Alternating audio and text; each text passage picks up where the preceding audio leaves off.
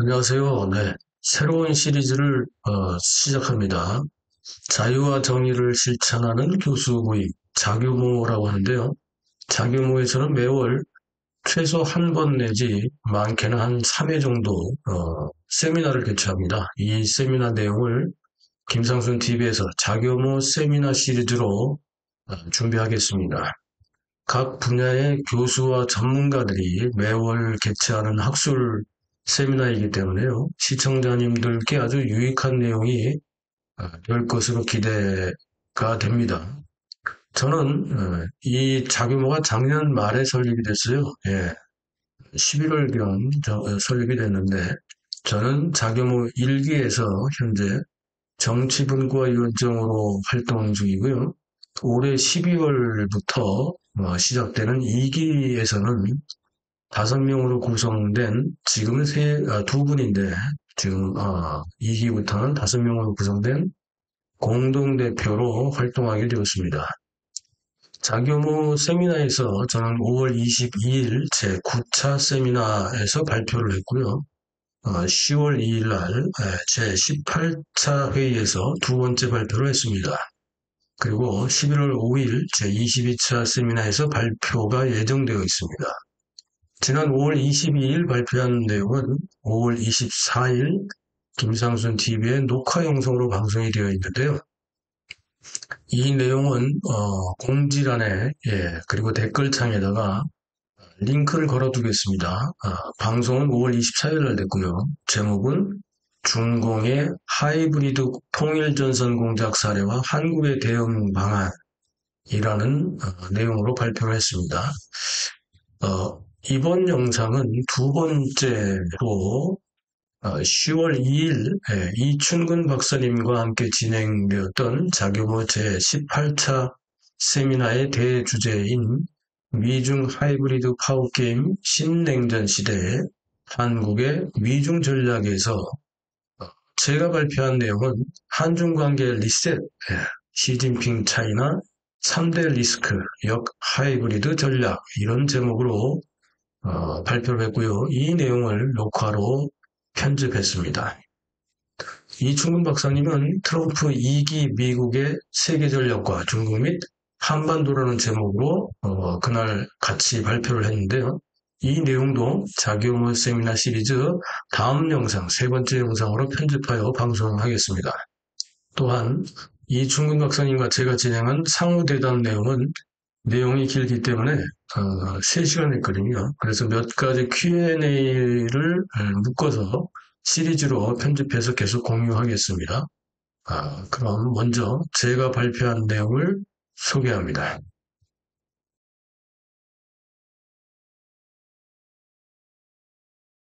안녕하세요. 네, 김상순입니다. 오랜만에 뵙습니다. 네, 감사드립니다.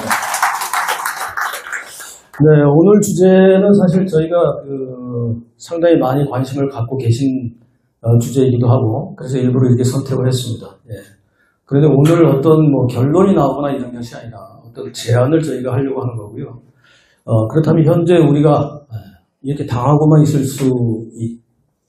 수만은 없다. 그러면 도대체 지금 특히 이제 제가 이제 발표할 중국은 어떤 상황이냐? 예. 쟤네들이 도대체 지금 어떤 상황인지, 뭐가 약점인지, 제가 우리 김정준 대표님께서 말씀하실 때 대만에 5년, 중국에 한 25년 있었습니다. 한 30년. 대만은 빼야죠. 중국에 25년 있으면서 현재에서 TV 방송이나 그 중국 학자들하고도 많이 토론을 해봤기 때문에 그 내부의 사정을 제가 좀 조금은 남들보다는 많이 압니다. 예. 한국에 계신 중국통 그 학자님들보다는 현장에서 있었기 때문에. 그래서 이제 그런 내용들이라든지, 그리고 또 그렇게 하다 보면 속마음을 자기들이 얘기를 해요. 예. 둘이 앉아가지고 술 먹고 이럴 때도 있고, 회식 자리나 혹은 차로 어디 이동할 때나 비행기나 이런 데 이동할 때 보면 그런 얘기를 하거든요. 예. 떠보기도 하고 저를. 그러니까 공항 그 안전부에서도 저하고 이제 늘 자주 미팅이 있었고, 제가 불려가죠.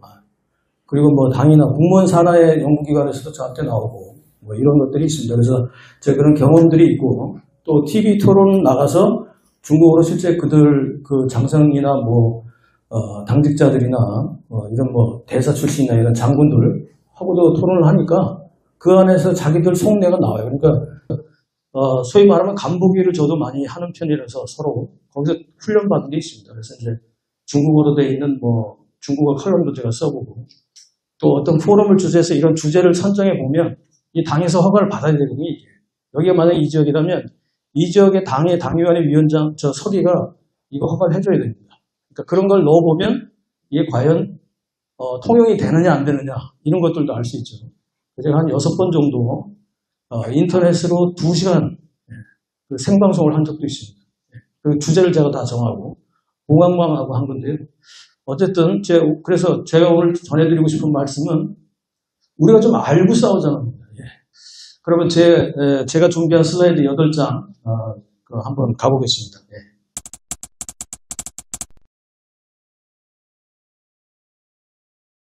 자, 오늘 목차는 이렇게 되어 있습니다. 시진핑과 차이나 중공과 중국에는 세 가지 리스크가 있고 세 가지 딜레마가 있다라고 저는 생각을 합니다. 그 얘기 좀 설명을 드릴 거고 이게 바로 쟤네들 약점입니다. 그래서 그 약점을 우리가 어떻게 파고들 것인가 이걸 함께 고민하자는 것이 오늘 주제입니다. 그래서 역하이브리드 전략을 재현하는 겁니다. 제가 이 자리에서. 자, 세 가지 분야입니다. 이 사진 안에 바로 그 답이 있습니다. 13년 동안 저짓을 했습니다. 시진핑이 올라가서. 전 세계를 마음대로 주무르기 위해서 13년 동안 중국 내부뿐만 아니라 이 사람 올라가자마자 무슨 얘기 있습니까? 2013년에.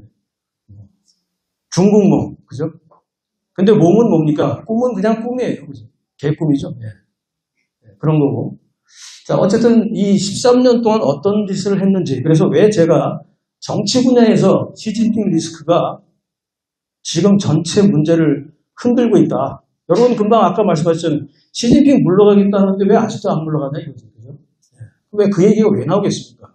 우리가 원한다고 나오는 얘기가 아니잖아요. 그죠? 이건 중국 내부에서 나오는 얘기입니다. 그죠?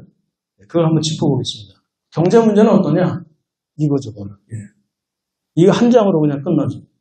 코로나, 제로 코로나. 저는 우한폐렴이라고 굳이 계속해서 지금 몇 년 동안 부르고 있는데 제로 코로나, 이거 우한폐렴입니다. 우한에서 일어났잖아요. 그리고 우한 연구소가 있잖아요. 바이러스 연구소.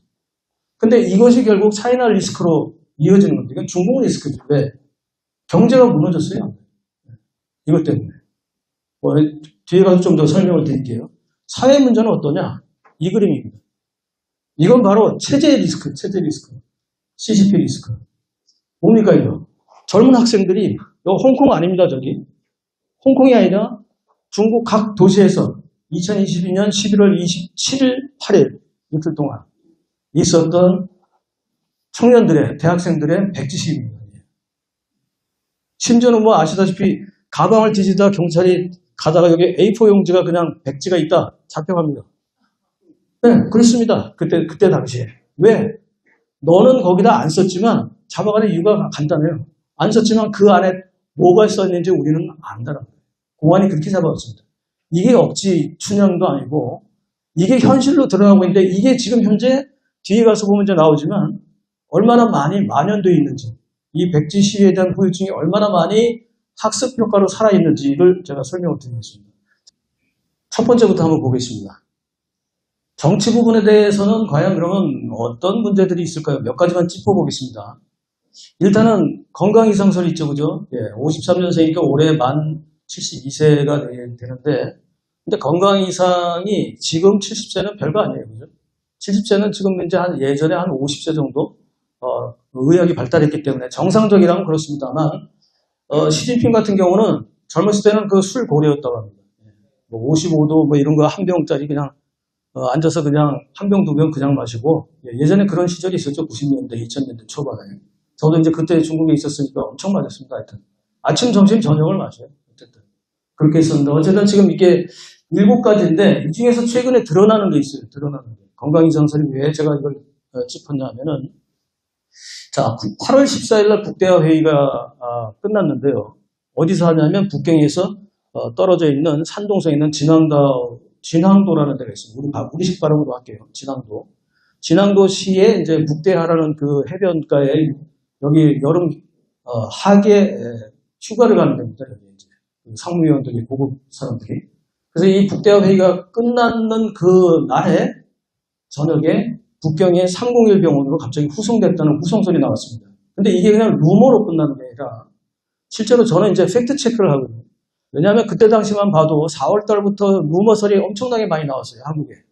해외도 그렇고 시진핑이 뭐 죽었다 돌아가 어디 뭐 퇴진이 됐다 뭐가 됐다 뭐 난리가 났었습니다. 사실은 군부 좀 뒤에 가서 얘기 드리면 군부에 대한 정권 투쟁 같은 경우는 작년 7월 이후부터입니다. 삼중전의 이후부터 완전히 군권이 짱요샤 이쪽으로 넘어갔다는 얘기가 나오고 실제로 그걸 제가 여러 가지 사례로 설명을 드리겠습니다. 자, 어쨌든 그런데 그러면 이제 이 301 병원에 후송된 설의 내용을 제가 찾아보니까 미국에 있는데 이분이 이제 상해에서 기업을 하시던 분이에요. 국영기이나 이런 데 있던 분이죠. 그런데 상해에서 3명의 심장 전문의가 이날 밤에 긴급 호출돼서 북경으로 갔다라는 소식이 들려왔다는 거예요. 이것저것을 다 따져보면 이것은 그냥 루머가 아니다. 이런 이제 그 얘기이기 때문에 제가 올려놨었고요. 그런 다음에 그 8월 14일이 그런데 8월 20일 날 티베트 자치정부 60주년 행사에 이 평균 해발이 4,000m가 높은 데를 여기를 갑니다. 시진핑이 여기를 가고 여기에 그냥 행사단 단장은 이런 이제 소수민족 관리는 정협에서 하기 때문에 정협 주석이 이제 왕후닝이 하게 됩니다.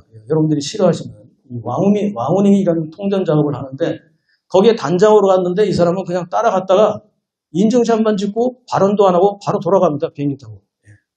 그러니까 이 부분에 대한 해석은 중국 전문가들의 해석은 중화권 전문가들이요. 한국 사람들이 아니라 중국 전문가들, 중국인들 전문가들은 건강 이상설에 대한 부분을 이걸 상쇄시키기 위해서 왔다. 근데 오히려 그렇게 되면 어떻게 됩니까? 오히려 거꾸로 그걸 확인시켜 주는 거예요. 건강 이상이 있네 이렇게 보는 거죠.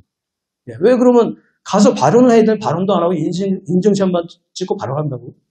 더구나 4,000m나 되는 고온지대 이렇게 심장병도 있고 여러 가지 병이 있는 분이 그리고 9월 25일도 또 갑니다. 그 전에 요 사이에 또 건강 이상에 대한 루머가 또 나왔었거든요. 또 갔습니다. 요번에는 갔다가 바로 오는 게 아니라 3일 있었어요. 3일, 2박 3일로. 그러니까 이런 그 동작들이 나오는데 이런 동작을 분석해서 가능성이 이 루머가 가능성이 어느 정도 있다. 뭐 최소 50%다, 20, 30%다, 전혀 없다, 50%는 어쨌든 넘는다. 뭐 이런 것들을 볼 수 있거든요. 그래서 오늘 제가 여기 PPT에 올려드리는 자료는 가능성이 그나마 그래도 50% 전후로 있다. 이런 말씀을 제가 드립니다. 그리고 결정적인 게 있죠. 요 뒤에 가서 말씀드릴 건데 북경 열병식에서 여러분들 많이 들으셨겠지만 푸틴하고 김정은이하고 같이 올라가면서 그 건강 이상설 이거 나오죠? 50세 장수로 150세. 70살은 뭐 애들이라는 거 아닙니까? 그 여기 계신 분들 우리 다 대부분 선후배 우리 동료들 다 우리 애들이 애들 유치원에 우리 유치원 잔치하러 왔습니다. 그런데 그럼 뭐 여기에서 중국 사회에서 얼마나 놀랬냐 하면 학부모들이 얼마나 놀랬겠어요. 간은 얼마나 갈까요? 그 다음에 신장은 얼마나 갈까요? 이거 연구 아니거든요, 이거. 어떤 장기는 2, 3년, 어떤 장기는 길어야 10년입니다. 어떻게 됩니까, 그러면? 바꿔줘야 된다는 얘기 아니에요. 어디서 바꿉니까, 이거? 자, 이런 문제들이 나중에 사회 문제에서 나가겠습니다. 자, 조금 이제 속도를 내볼게요. 자, 시진핑 퇴진설, 연착륙 혹은 경착륙. 이건 뒤에 가서 우리가 토론할 시간이 많기 때문에 거기 가서 말씀을 드리는 게 좋을 것 같고, 그냥 쭉 보십시오. 반 시진핑파의 연합 세력들이 이제 들고 일어나기 시작했습니다. 그래서 원로파, 태저당, 공정당, 상하이당, 심지어는 시자진파 내부에서도 일부는 이탈할 가능성이 있다. 이건 뒤에 가서 우리가 토론의 그 속도를 좀 낼 때 다시 말씀드리도록 하고, 군부에서는 짱요샤, 공산당의 중앙조직부장인 스타이펑, 이 사람 주의 깊게 봐야 됩니다. 이 사람 주의 깊게 봐야 되는데 스타이펑, 이 사람 기억하시고 6차 중앙순시조 감찰, 이게 뒤에 가서 설명드릴게요. 이거 굉장히 중요한 얘기입니다. 그리고 20기의 4차 중앙위원회 전체회의, 4중전에서 아마 이게 결정될 수도 있습니다. 루머로 보자면 결정된다라고 거의 확실시 된다 이런 정도까지 보도가 나오지만 어쨌든 우리는 그래도 학자하고 전문가들이니까 그래도 50% 이상은 가능성이 있다. 제가 이제 50% 이상이나 51%, 예. 51%면 가능성이 있다고 보는 거예요, 우리가. 자, 그래서 그 부분은 뒤에 가서 우리가 얘기할 건데, 이게 결정됐어요. 10월 20일부터 23일까지 한다. 그런데 요게 6차 중앙순시조 감찰하고 연관이 됩니다. 이게 그 7월 28일부터 시작이 돼서 10월 중순까지거든요. 그럼 이제 약 한 달도 안 남았죠. 근데 이 6차 중앙순시조, 전국 감찰하는데 이 감찰 대상이 뭐냐면 시좌진파들, 지금 상무위원들이 있는 예전에 근무했던 그런 그 근무지, 예전 근무지, 거길 뒤집니다. 복건성이라든지, 차이츠 복건성이죠. 이창해, 절강성, 이런 데, 상해시, 이런 데를 다 뒤집니다. 16개 성과 10개의 성급 도시, 여기를 26개를 뒤집죠. 26개 거대한 그 순찰 조직이 가서 다시 그 성에서, 그 도시에서 다시 몇십 개 소조직으로 나눠서 지금 뒤지고 있습니다. 그 결과가 5차가 언제부터 시작되냐면 4월 달부터 6월까지 했어요. 이 스타이펑이 4월에 부임하자마자 5차와 6차를 연이어서 하게 됩니다. 그래서 5차 이 중앙순시조 감찰에서 하면서 결과가 끝나면 6월 말에 끝났는데 끝나면 숙청이 아니라 하면서 숙청을 합니다. 하면서. 그래서 나중에 토론 시간에 들어가면 그 과정 하면서 숙청되어 있는 5차와 6차에서 이미 숙청되고 있는 사람들을 제가 말씀을 드리겠습니다. 어쨌든 이제 이런 게 이제 진행되고 있다. 근데 결과적으로 보면 이건 결국 리더 리스크, 시진핑 리스크라고 볼 수 있습니다. 그래서 이게 이제 첫 번째 정치 분야에서 그렇고요. 경제 분야에는 이제 글자만 보셔도 알 수 있는 내용들이기 때문에 상세한 설명을 안 드리고 이미 제로 코로나 때문에 시작된 한 3년 동안 시작된 이 봉쇄 정책 때문에 결국은 국제자본이나 기업이 탈중국하고 중국 기업도 당연히 도산하게 되고 여기에 따라서 베트남이나 동남아로 인력들도 유출이 됩니다. 그리고 피크 차이나 들어보셨겠지만 노동력과 구매력이 동시에 감소되는 여러 가지 문제들이 있습니다. 그 중에 중국의 5개의 잠재적인 금융폭탄, 이건 굉장히 심각합니다. 많이 들으셨을 텐데 결국은 가장 심각했던 게 지방정부 재정위기인데요. 이것도 국채, 지방채 발행을 중앙정부에서 허용함으로써 결국은 그 기간을, 만기 도래하는 기간을 뒤로 미뤄놨을 뿐이지 실제로는 이자율도 엄청나게 많이 지금 또 지불해 나가야 되는 결국 악순환이 계속되는데 이건요 결국 가계부채까지도 물론 이제 문제가 되고 있지만 심각한 과잉 투자, 과잉 생산 이게 결국 발목을 잡을 것 같습니다. 결국 그러다 보니까 중국 공산당의 중앙위원회에 거기에 기관제로 돼 있는 구시라고 하죠. 초스라고 하는 여기에서 9월 16일 날 결국 시진핑의 그 문장을 발표를 합니다. 그 내용을 요약하면 더 이상 이제 저가 경쟁에서 덤핑 수출에서 한계에 도달했다. 이게 수출량은 늘어요. 볼륨은 커집니다. 볼륨은 커지는데 거기에 뭐가 들어가면 저가로 만드는 데다가 결국 국고보조금이 들어가거든요. 지방이나 국고보조금이 들어가는데 그렇게 수출만 많이 하면 뭐 합니까? 100개 팔 거 200개 팔았는데 당연히 늘어나죠. 숫자는 늘어나죠. 늘어나야 되니까 또 경제 성장률을 맞춰야 되니까. 그런데 뭐가 문제입니까? 이익률이 문제. 그거 어떻게 감당하냐고. 금융이나 기타 이런 부분을. 그래서 이 저가 경쟁을 단속하겠다. 이 얘기를 또 시진핑이 합니다. 그러니까 시진핑의 얘기는 왔다 갔다 해요. 이것저것에 왔다 갔다 합니다. 그러니까 이런 부분에서 지금 이런 문제들이 좀 이제 발생되고 있고 특히 내수경제 침체가 상당히 악순환되어 있습니다. 여기에 보면 이제 우리 한국에 나오는 언론들 보면 이번에도 5% 달성하네 굉장히 좋죠. 예. 특히 증권 같은 경우는 증권 지수 올라갑니다. 증권하고는 좀 다르죠. 실물 경제하고. 예. 그런데 실제로 보면은 여기에 사회 문제 넘어가서 같이 얘기를 하겠습니다. 청년 취업대란 1,100만 명이 넘습니다. 지금 현재 대학생들, 졸업생들이 갈 데가 없습니다. 실제로 정부에서 발표하다가 취업률을 발표하다가 발표를 안 해버립니다. 실업률도 발표를 안 해요. 중장년 실업대란 35세 넘어가면 재취업이 거의 불가능합니다. 심지어 일용직마저도 35세 넘으면 빠지라고 그래요. 그러니까 이런 경우. 근데 연금은 어떻게 됩니까? 60세에서 65세로 넘어갔어요. 그러면 35세 나와서 65세까지 30년 동안 기다리는데 뭐하고 기다립니까? 예? 여러분, 뭐하고 기다립니까? 그러면 그때 가서 연금 나오면 얼마나 나오겠어요? 30년을 못 붙는데. 이렇게 심각한 게 지금 사회 문제거든요. 그런데 그걸 가지고 지금 5% 달성하고 있다. 그거를 또 여기 한국의 기레기들은 빨고 있습니다. 야, 중국 뭐 문제 없는데. 홍콩이나 뭐 상해, 주식시장 뭐 계속 뭐 빨간불입니다. 예. 그건 투자하는 사람들 얘기고요. 실제 서민들은 어떻습니까? 취업이 안 된다니까. 예. 사회 불만이 급증하고 있고요. 심지어 화장실 혁명 얘기 들어보셨습니까? 예. 화장실 혁명이라는 얘기까지 나오고 있습니다. 혁명이래요, 혁명. 시위가 아니라. 그래서 실제로 그 보면 2022년 11월 26일부터 28일까지 상해에서 시작해서 전국으로 퍼진 백지 시위 학습 효과가 지금 나타나고 있다. 그 이전에 2019년 20년 초까지 홍콩 우산 혁명의 여파가 결국은 이쪽으로 미쳤고 백지 시위. 예, 이 백지 시위 이전에 10월 달에는 펑리파라고 하는 1인 현수막 시위가 있었죠. 그죠? 그 1인 현수막 2개 있는 그 내용이 다 지금 이렇게 나옵니다. 공산당 퇴진, 시진핑 하야, 자유 아니면 죽음을 달라, 노예에서 일어나자, 뭐 등등. 인민이 아닌 국민이 되자. 우리로 하면 이제 국민이 되자는 거죠. 그런 얘기들이 나오고 이게 화장실에 써집니다. 화장실. 그리고 벽보나 전단지 이런 데에 시위가 나타납니다. 요번에 9.3열병식에서 이걸 잡으려고 두 가지 이상한 상황이 나왔어요. 하나는 뭐냐? 화장실 경찰이 생겼습니다. 화장실을 2명이 1인조로 다 지켜요. 국경에. 국경 안에 있는 화장실을 경찰이 지키는 겁니다. 왜냐하면 계속 늘어나고 있어요. 그러니까 그 체제를 유지하기엔 조직이나 이런 것들이 엄청나게 늘어나고 있습니다.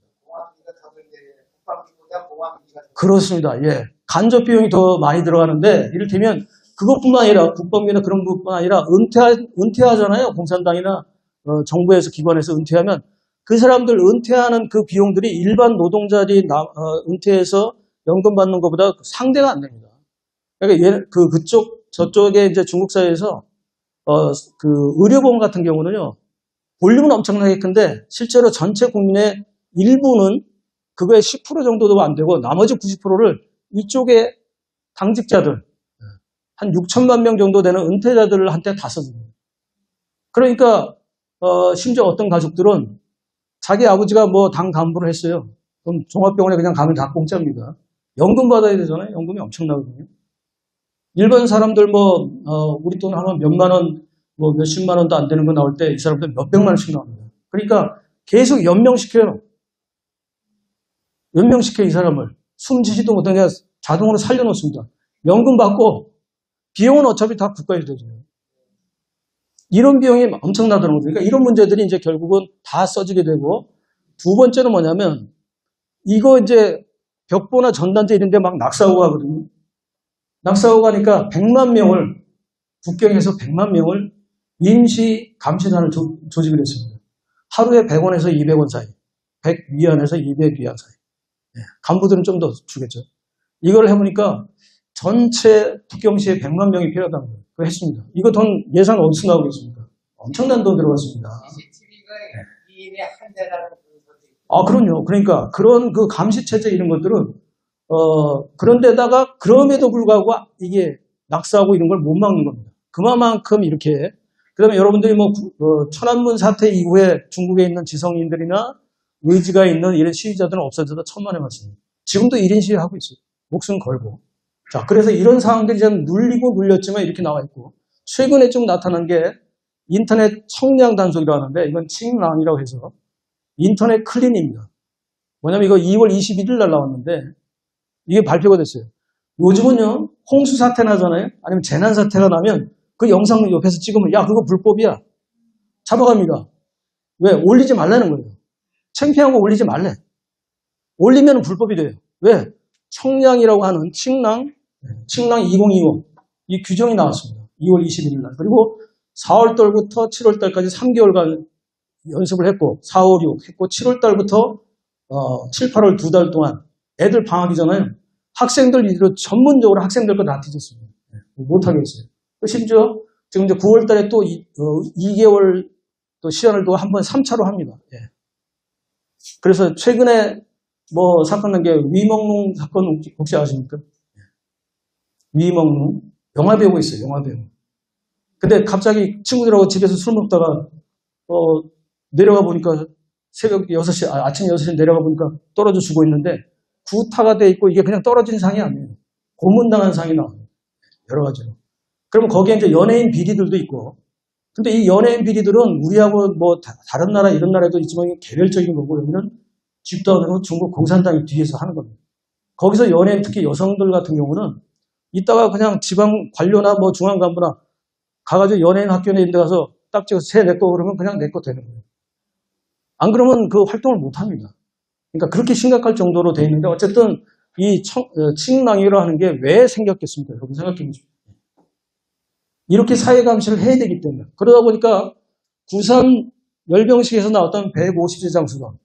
여기에는 이게 이제 981 리더 건강 공정이라고 하는 게 있는데 요거 뒤에 가서 오늘 여기 말고 토론 시간에 내용이 좀 길어지니까 그때 가서 다시 제가 상세하게 설명을 드리겠습니다. 세 가지 공정이 있고 이걸 어떻게 해왔는지 마오쩌둥 시절부터 생각했던 140, 150살을 어떻게 살 건지 중국 간부들이 지도자들이 이게 이제 981 리더 건강 공정입니다.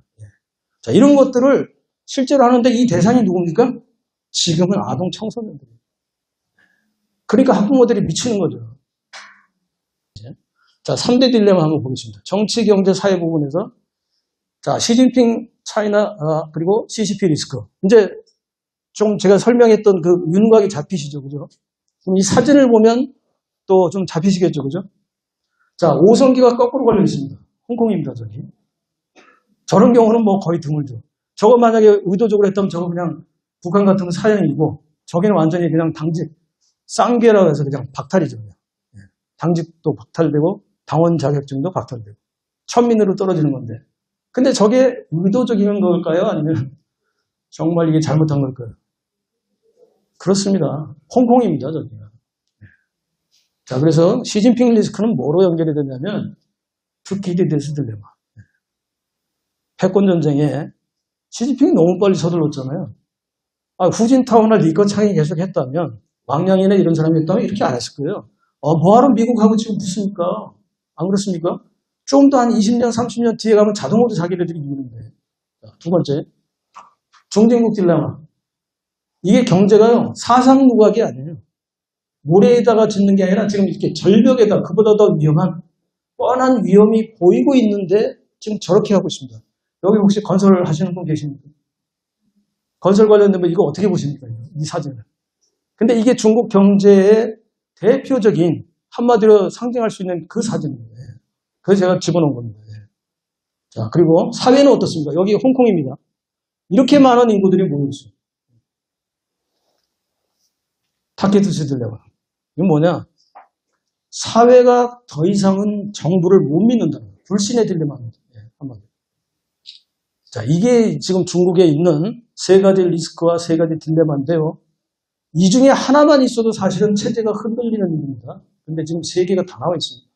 자, 우리가 이런 거 좀 역으로 이용해야 되지 않을까요? 우리 문제만 볼 게 아니라 쟤네들 문제를 역으로 역 하이브리드 전략을 우리가 어떤 방식으로든 우리 시민사회에서 할 수 있는 그런 방식을 좀 찾아보자. 그것이 제가 오늘 이 자리에 선 이유이기도 합니다. 자, 그럼 제 얘기로 들어가 보겠습니다. 한국은 어떻습니까? 역시 제가 볼 때 맞추려고 한 건 아닙니다만 3대 리스크와 3대 딜레마가 제 눈에 보입니다. 자, 어떤 게 있을까요? CCP 리스크. 말씀하셨던 부정선거. 이게 시스템이 고착화되고 있습니다. 더 이상 이제 어떻게 할까요? 우리가? 내년 지방선거. 암담하죠? 28년. 이거 정말 총선 이거 어떡하죠? 이거 28년 넘어가면 어떻게 됩니까? 이대로 그냥 무너진다면. 두 번째, 바로 의회 독점. 다수 입법 독재화가 되는 겁니다. 그럼 어떻게 됩니까? 자유민주주의에서 지금은 다수민주주의인데 지금은 인민민주주의로 넘어가는 겁니다. 우리 주권이 없어지는 겁니다. 그러다 보니까 여기는 우리는 공산화 딜레마가 있습니다. 인정하시죠, 여러분? 그죠? 뜨끔하죠, 우리가. 왜 우리 그동안 뭐 했습니까? 지금부터 분발하면 됩니다. 경제는 역시 차이나 리스크. 여기에 있는 트럼프 리스크, 공급망 리스크, 자원쟁 단절 뭐 이런 것들이 다 중국에 의해서 생기는 거 아닙니까? 그죠? 심지어는 트럼프 리스크나 트럼프 딜레마라고 볼 수 있는 것도 우리 입장에서 보면 이것도 중국 때문에 생기는 거잖아요. 그죠? 네. 정석화 딜레마. 이대로 무너집니다, 우리는. 왜? 국내 산업이 이미 다 붕괴되고 있습니다. 철강 산업이나 잘 나가던 뭐 석유 산업이나 석유화학 이런 것도 다 넘어갔어요. 반도체가 남았습니다. 그것도 곧 넘어갈 것 같아요. 자, 그렇기 때문에 우리가 이제는 좀 이 부분에 대한 인식을 좀 더 강하게 하고 심각하게 하고 지금부터라도 반격의 고삐를 잡아야 된다 이런 말씀을 드립니다. 자, 우리 사회 양극화 이거 심각하죠, 그죠? 좌익 우익이 아니라 이제는 빨갱이하고 극우예요. 저는 극우입니다. 저는 극우입니다. 쟤네들이 극우라 하면 저는 극우 할게요. 안 그렇습니까? 극우가 뭐가 나빠서? 빨갱이 하는 것보다 낫잖아.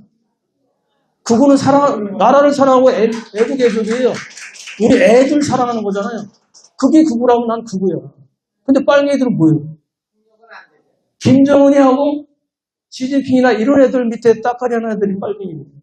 빨간색만 보면 미쳐버립니다. 뇌가 생각을 하지 않고 멈춰버립니다.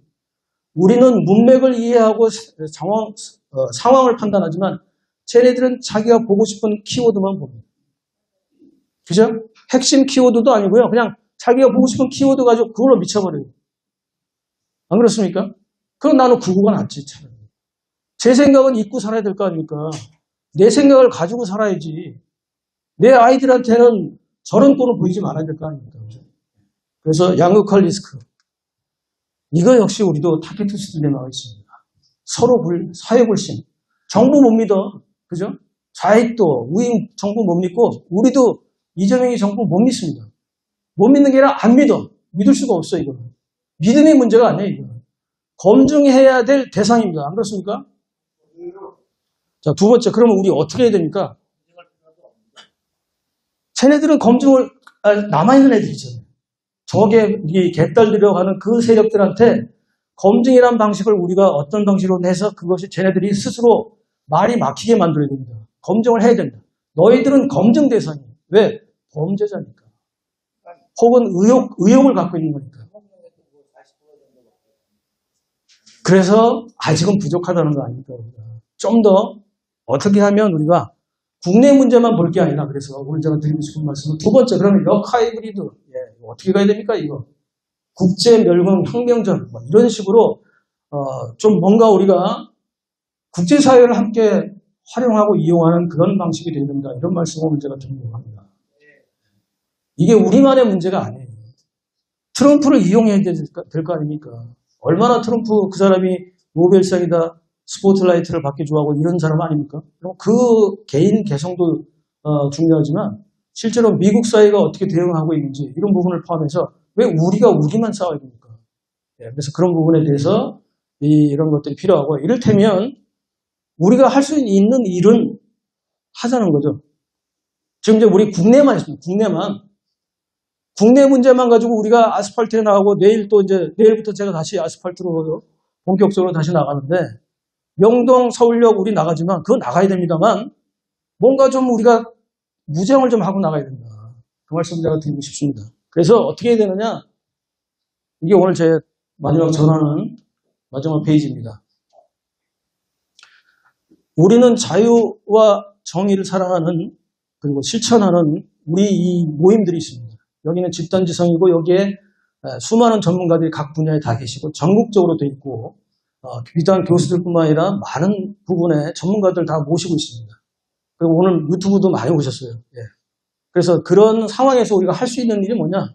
이를테면 누구 하나가 앞서서 한 조직을 가지면 우파는 단결이 안 돼요. 예.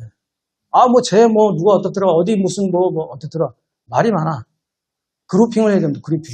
그룹핑을 하고 국제화로 가죠. 국제 조직 연대로 가죠.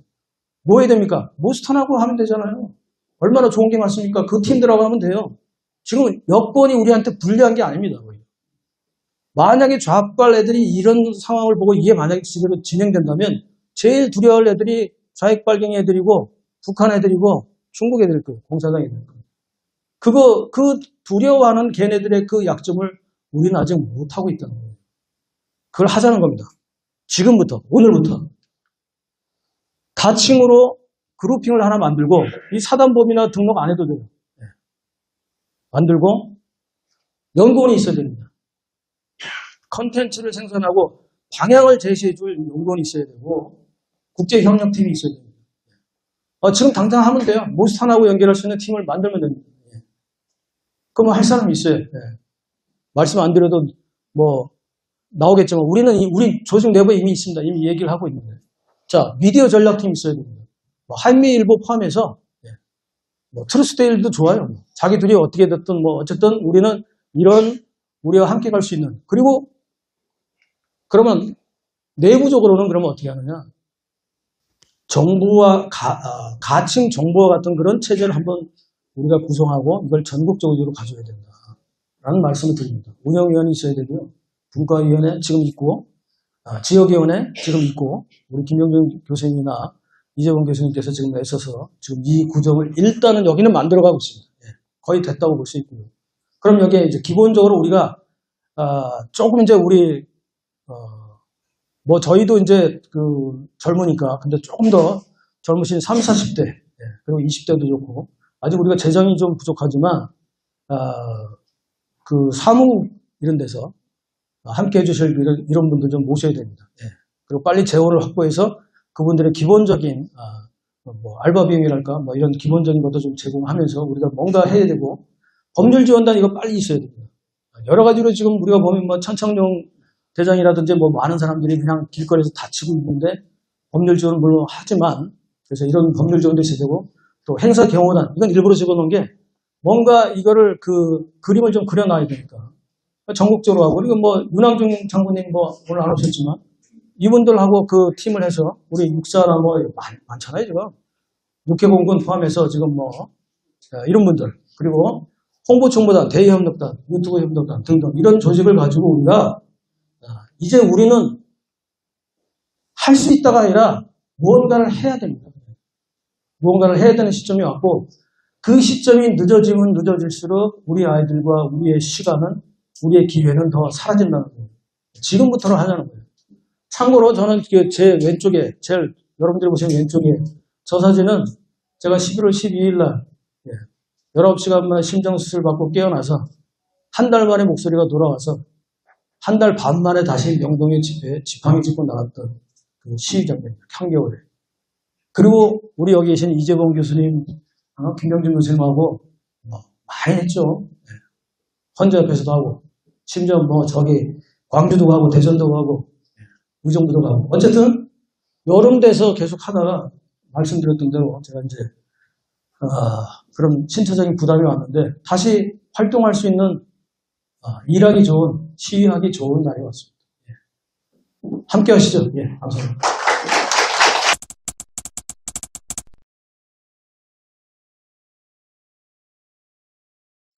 자규모 세미나 시리즈 3편은 이충근 박사님의 트럼프 2기, 미국의 세계 전략과 중국 및 한반도에 관한 내용을 준비하겠습니다. 자유와 정의를 실천하는 교수 모임, 자규모 세미나 시리즈는 계속됩니다.